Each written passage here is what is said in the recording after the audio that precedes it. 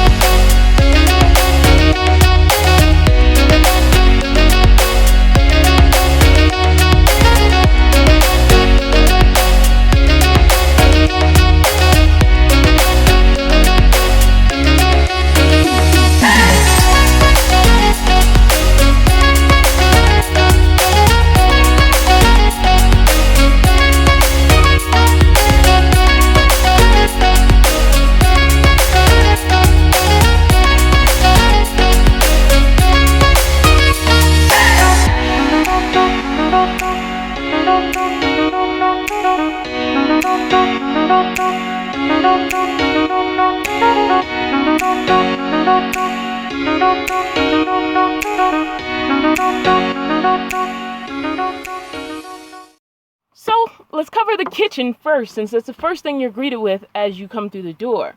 So basically, this is a gas one stove. It is a dual fuel stove, so it uses butane and propane.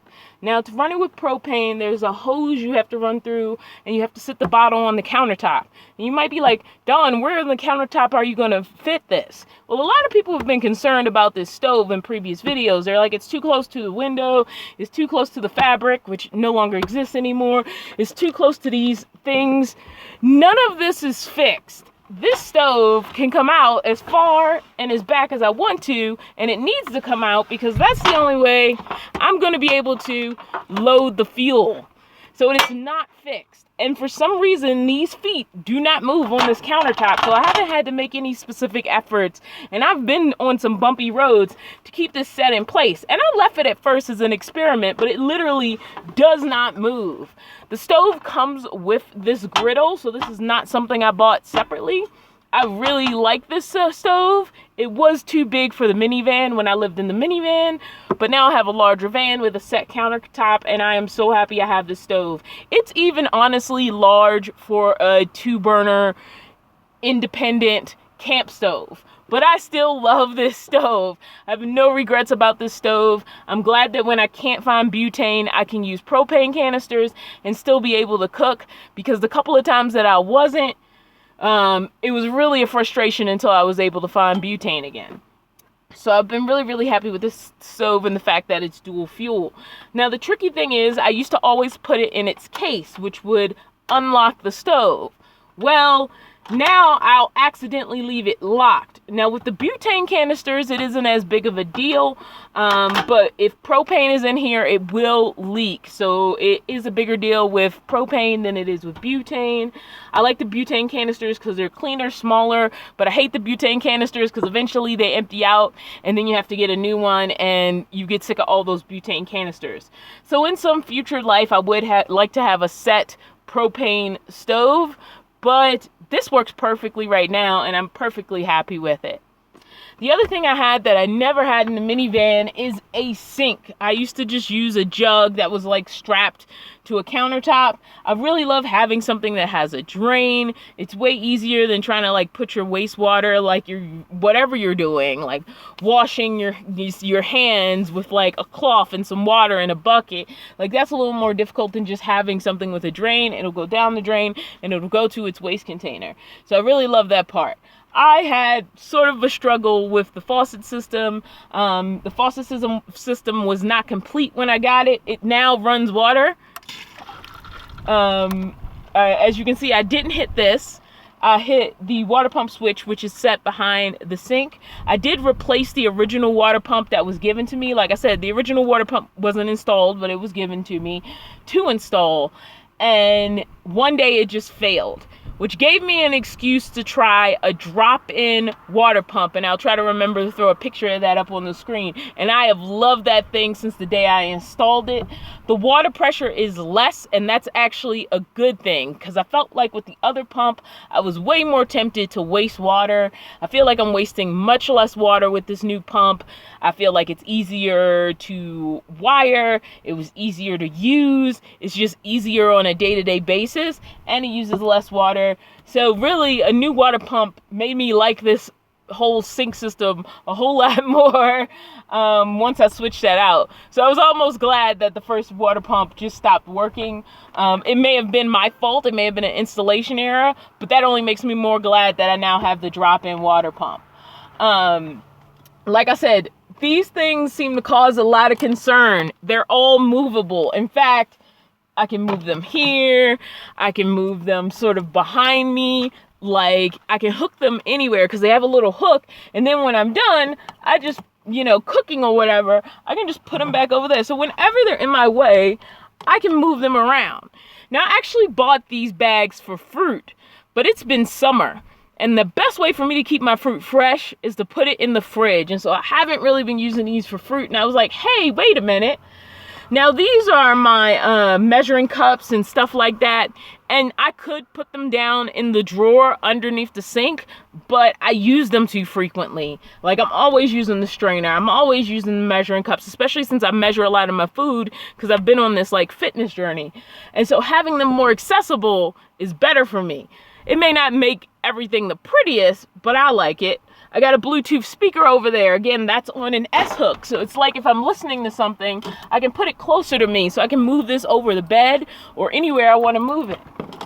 What else is up here? Oh, and of course, let's turn you around a little bit. The other thing up here is my headlamp. I like having that quickly accessible. My teas are in a container behind here, so we're just going to move this. And we have tea. And then I have my blender. It is just a little 110 blending unit, and it has Velcro on the bottom, but it hasn't really worked out. This thing will fall, so it's actually better for me to move it before I start driving. Sometimes I forget, though, and then I just hear it fall over. So far, it hasn't broken. So I picked this plate up in Target. Didn't know where I was going to put it, and I was like, bam, here. It's great. But anyway, so let me bring you a little bit more around. And as you can see, there's a latch here, but there's still a child safety latch. Now, I added this thinking, oh, I'll get something that I don't have to keep forgetting. Because what happened is I would take this off, and then I would forget to put it back. And so it wouldn't end up back on the cabinet. Actually, let's leave it off for now. I also added this little hook right here so that I could keep my dish towel on it. This was not here originally. But otherwise, the cabinet was here when I got the van. Now, if you open it up, those are my trash cans from the minivan. They're really hard to see, unless I tip you a little bit. There we go.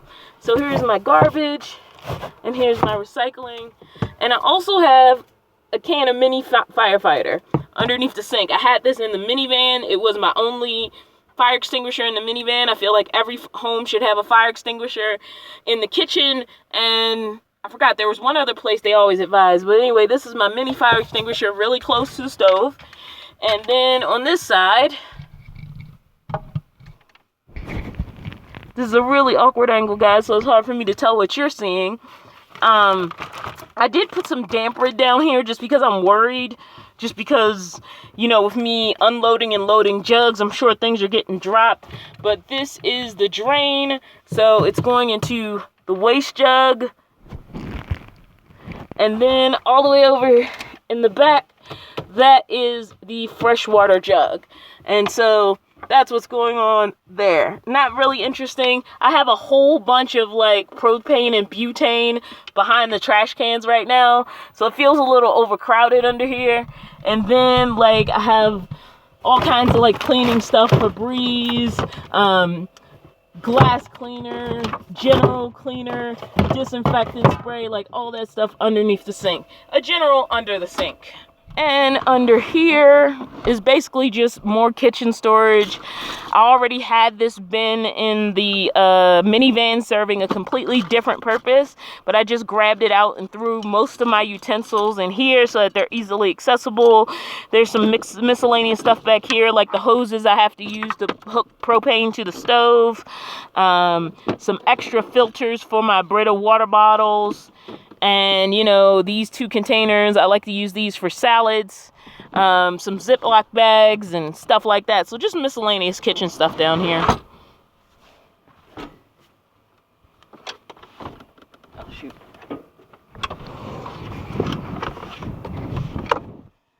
So this is my fridge. When I got the van, it had the fridge. It did not have the fridge on a slider, so I was pulling it, you know, in and out on my own. Now it's on a slider that I bought. That's basically the inside of my fridge. Not much going on. We got some grapes, some pickles, a couple bottles of water, some almond milk, my vitamins because they kept melting. It's been so hot. We got some cuties, and we have some leftovers from last night's dinner. My fridge is so exciting, guys. So the most important feature of this slider is this little blue latch. This is what locks it in so that it doesn't slide forward and back when I'm driving. And since this is attached to the vehicle, which a lot of people didn't understand why I went ahead and bought a slider, it's because of really all the mechanics of this, of it needing to be locked in, of it being attached to the vehicle so that it wouldn't slide when I didn't want it sliding. It wasn't just about the mechanism of sliding, which is easy to replicate. It was also the fact that this had a latch that would keep it secure when the car is driving. So this was kind of the most important reason I went ahead and bought a slider instead of building one.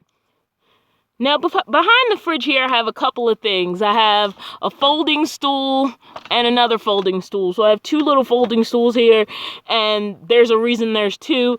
This one I'll talk about separately, but also I can always open this up in front of the counter if I want to sit in front of the counter instead of stooping.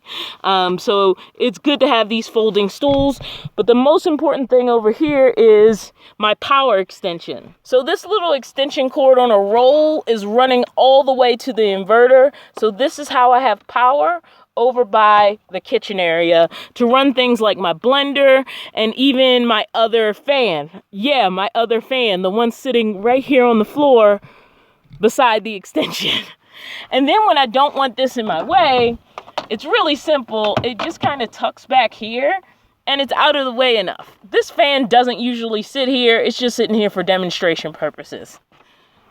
Now, right beside my kitchen is my pantry, and it's open, and that might make it look a little more junky to some, but I like it because I can just reach in and get the stuff I want. I bought these bins out of Target in the baby section, actually.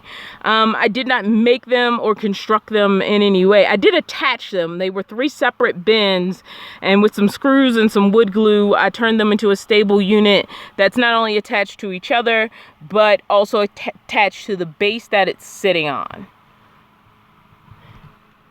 Down here, I have a couple of mobile power banks that I've had since I was in the minivan, actually, not the minivan, in the car, actually.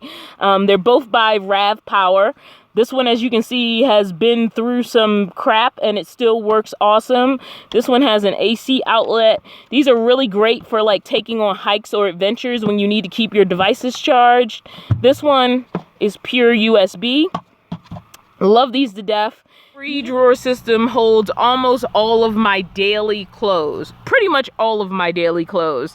The top drawer has like socks and underwears and bras and things like that. This is basically t-shirts and this is basically pants. And basically how I regulate myself is if I can't fit into these drawers, it's time to get rid of something. Now there are exceptions to the rule, but that's not important right now. These basically keep the drawers shut. I basically just drilled a hole down big enough for this bolt to go through, and then this bolt sits in and it keeps the drawer from escaping. It's a really simple system, works really well. Like I said, that's my 3-drawer system. And then right on top of that and it's arguable if this just looks like a junky mess or not. These are office supplies. I was a professional stage manager while living out of my van. I had to do all kinds of office work at home, and my home was my van when I got home from the show that night. You know, it was where I was writing reports, it was where I was doing all kinds of things. So I build up some office supplies. Also, like, there's even stuff related to YouTube that I keep that have become a part of this like office supply bin. So yeah, it's here. It's on top of my dresser. This exposed bin right here are my daily toiletries. It also has stuff like, you know, insect repellent and I don't know, aspirin if I need it. Just stuff I'll grab really casually. And it's nice having that stuff accessible, especially since I sponge bath in my van every day. In fact, I didn't cover that. So let's go back over here. You see that bucket back there? This is what I wash in almost every day. With about 2 cups of water and a washcloth. That's how I get clean. And it's nice to be able to just reach over here and get like my soap and all that other kind of stuff. Like that jar back there, this is basically liquid soap back here, but I'm not going to go through all that stuff. We have like that back there. This is another little lamp if I need it. This runs off of USB. USB can be plugged in here or battery power. So yeah, that's pretty much what I have to say about that. Oh, let's glance back over to the pantry. These are basically all the dishes I own, basically. I do have one electric pot that I do want to go over in a separate video. So in summertime, I have my fans, and in wintertime, I have my buddy heater, which right now is just strapped to the front of the bed that I made. And let's pull everything up here so we can have a look at the bed. So the bed is pretty simple. It was made out of 1, 2, 3 pieces of wood. That's it. So I cut these to length, made the bed high enough that it goes over the wheel well, but it's not the greatest construction, and honestly, I already want to rebuild it. Storage under the bed is really nothing to scream at. I just kind of shove things under there, everything from my toolbox, which is in the front, to like some camera equipment, which is right behind that, to some other stuff. I have shoes under here, all kinds of miscellaneous just like stuff that I'm not going to pull out. Tools included. I have a circular saw under there. I have a reciprocal saw under there. And part of me is like, do I need this stuff with me? But I've always regretted it when I needed to repair something and I didn't have the tool. So what I'm more interested in my next bed build is something that's a trunk that you would like open the lid up, because that means I would have a solid wall on the outside and then I could just load stuff from the top. I would be able to see what's in there. The problem with a cave, as I like to call it, is it just becomes a giant crevice that you keep pushing stuff in. And because there's a giant wheel well in the middle of the bed, I can't make drawers because drawers aren't going to fit and it's going to lead to more dead space. Whereas if I have 3 walls around the area where the wheel well is, then I have all the space to go down and store stuff and sort of actually see how things are fitting around those awkward spaces. Because right now, honestly, it's a bit shoved in, but it worked for when I needed it to work as fast as I needed it to work so that I could get it on the road. Because as of right now, I am part of the way between California and the East Coast, which is where I'm originally from. California, where I've had residence the last 3 years. I am planning on going back. I am planning on keeping my residence, but I needed to get on the road. I needed to get this trip out of the way so that if I need to come back for any work that might pop up in the future, I'm free to do that without worrying about this unresolved business in Baltimore, Maryland. But moving on. So the bathroom area, I don't know how loud this fan is, so we're going to turn it off and then we'll circle back and talk about the fan. But this corner, the porta potty was already here. This was sort of where it was living when I got the van. So I sort of built this area around the fact that the porta potty was here. So I added a toilet paper holder And this unicorn, while she's cute, is not just sitting there for decoration. She's also really heavy. And when I opened this back door, the toilet paper was trying to escape. So by sitting the unicorn down in there, the toilet paper doesn't escape. We have my daily washcloth right here where it can sit and dry. We have my towel. And then over in the corner there, we have a loofah, or a sponge as it's called. Then we have a bucket, a collapsible bucket, which I covered in a completely separate video about my 3 buckets, and also my camp shower, which was covered also in a separate video. So basically I have a 12-volt camp shower and a bucket right by this back door, which means I could wash up right between these 2 back doors. And since this is a 12-volt camp shower, it needs 12-volt power, and so there is a 12-volt outlet here running off of the fuse box.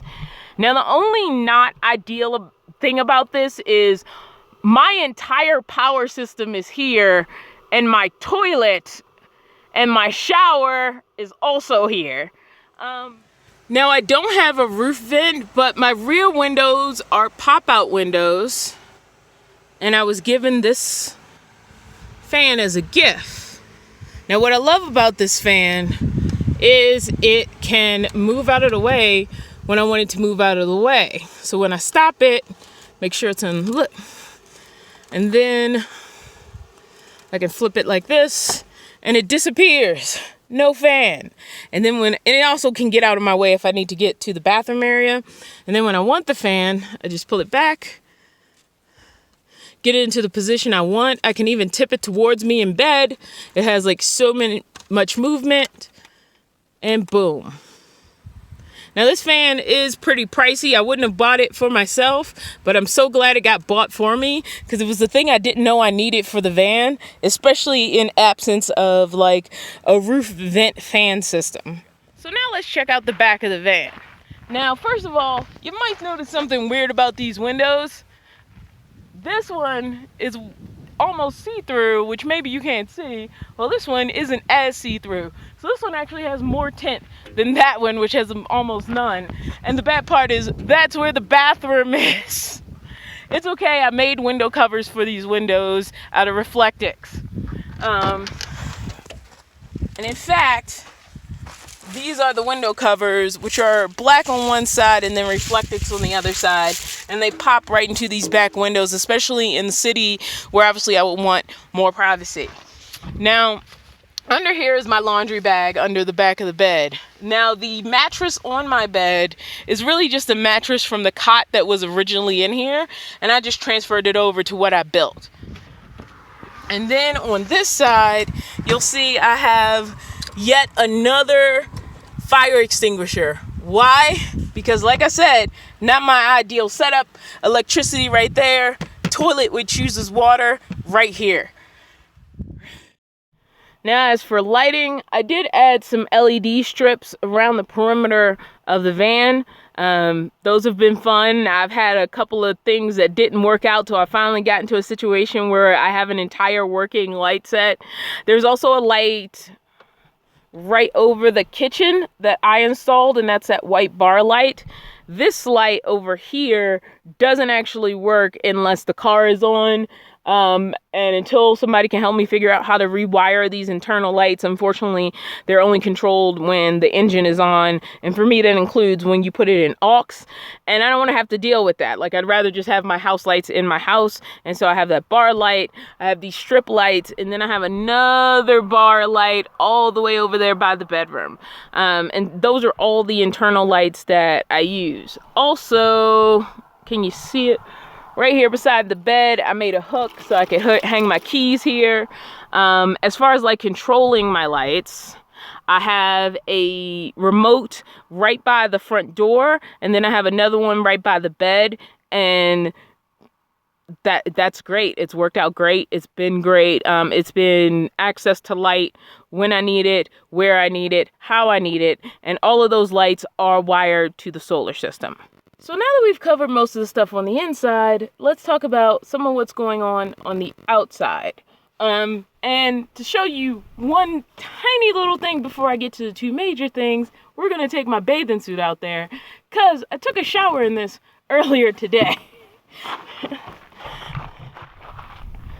So there's one random thing before we get to the main event, and that's this little hook right here. And I bought my bathing suit with me for this reason.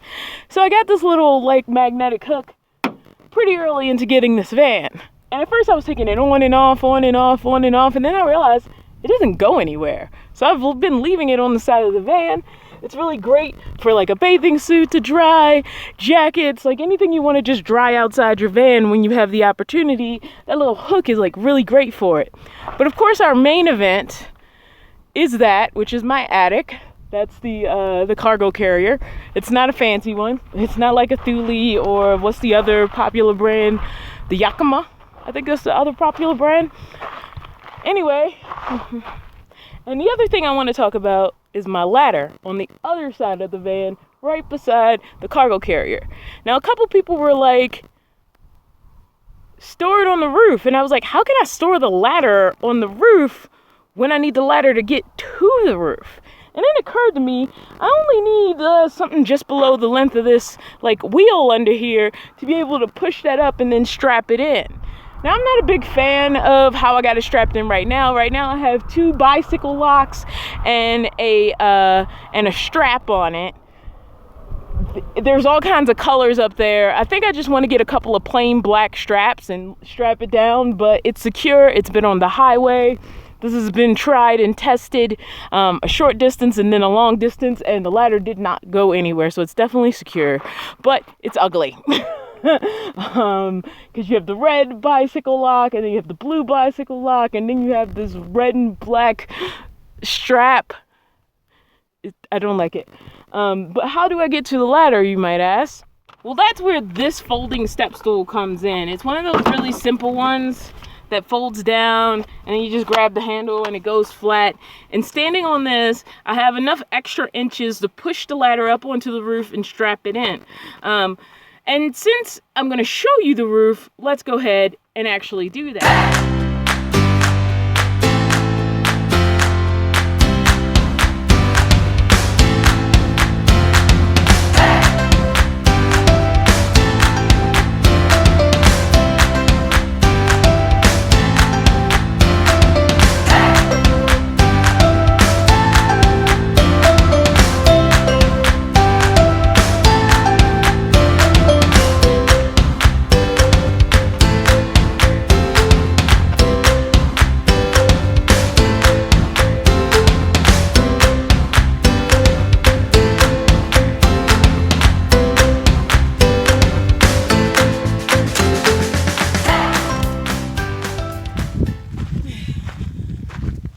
So now that I have the ladder, let's get up to the roof.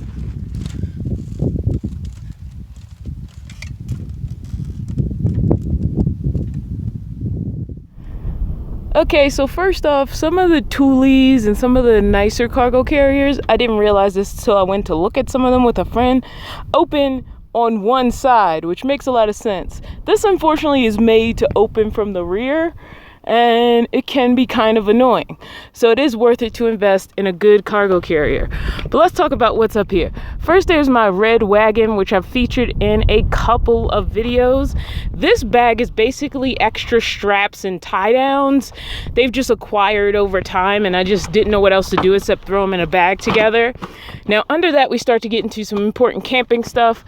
This is the weights for my tent. This is my tent canopy. This is my collapsible crate, and then under here we have my old camping table, which I will still use for camping setups. This setup just isn't going to be here long enough for me to care about pulling all this stuff out. So I have my canopy, my tent weights, and then back there in the corner is some art that used to be up in my old van. This van doesn't really have wall space for it. The minivan didn't either, but I used to put it on the roof. And I'm hoping one day I'll have a build where I can like put this stuff back up, because I don't see this as the final build. I see this as the for now build. Again, my camp chair. And yeah, on the other side of this, all the way over there, is actually the case for my stove. Now, when I was in the minivan, the stove kind of lived behind my bed in its case. and I don't really need the case anymore, but I don't want to get rid of it because I don't know what the future will bring. So I'm basically just storing it up here because I don't know where else to put it, which is the good and bad about an attic. I think if I really had to cut it, I would just cut it and I wouldn't keep the case for the stove anymore. But, you know, it's a place to throw things that you don't want underfoot. My canopy, my camping chair, my camp table, like I'm not going to use any of that stuff on a daily basis. These are reusable shopping bags, and I have needed bags to like carry stuff back and forth, but not for stuff to permanently live in. So I just ended up shoving all my extra bags in this bag, and it's basically just a bag of extra bags, which I'm sure I can cut down at some point. So yeah, that's the attic. Now, of course, the other major thing on the outside of the van is the fact that there are 300 watts of solar panels on the roof. In addition to everything else, the power system also has a 200 amp hour battery. Just one solid Renogy battery, 200 amp hour AGM. So thanks for joining me on the tour of the 2001 Chevy Express that I call home. I hope you'll check out some of my other videos. And either way, thanks for the view. All right, see you later.